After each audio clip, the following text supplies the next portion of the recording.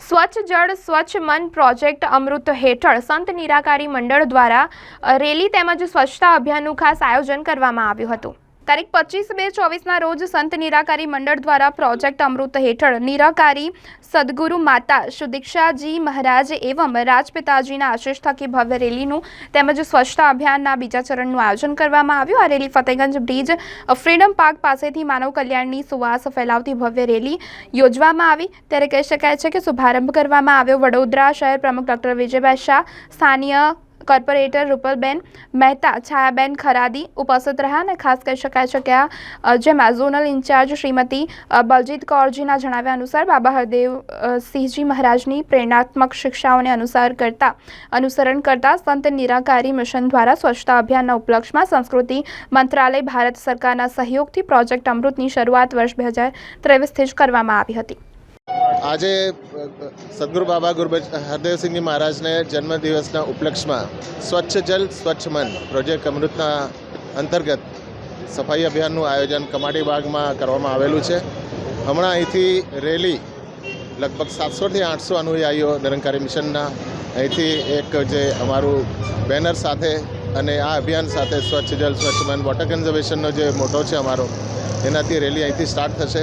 કમાટી બાગમાં જઈને આ 800 અમારા અનુયાયીઓ અલગ અલગ ભાગોમાં વહેંચાઈને આખા કમાટી બાગની સફાઈનું આયોજન કરેલું છે।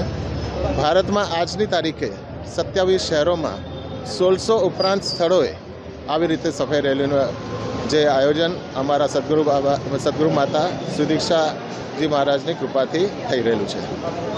વિજય ચાંદવાણી, નિરંકારી મિશનના માધ્યમથી સ્વચ્છ મન સ્વચ્છ જલના સંકલ્પની સાથે આજે સમગ્ર વડોદરા શહેરમાં સ્વચ્છતાના અભિયાનની શરૂઆત કરવામાં આવી છે। ફ્રીડમ પાર્ક ફતેગંજ ખાતે કરેલી આ શરૂઆતમાં સંત નિરંકારી મિશનના સૌ કોઈ સાથી ભાઈઓ બહેનો જોડાયા છે।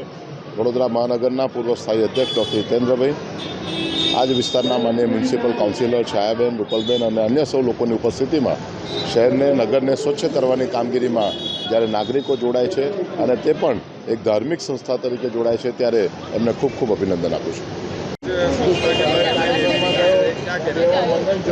आज हमारे सतगुरु बाबा हरदेव सिंह जी महाराज का जो आशीर्वाद है कि मन स्वस्थ जल स्वस्थ, मन में भी वो स्वस्थता रखनी है और जल भी साफ सुथरा रखना है। एक एक बूंद की हमने कदर करनी है कि जल है तो जीवन है, जल के बगैर जीवन में बहुत कमी है।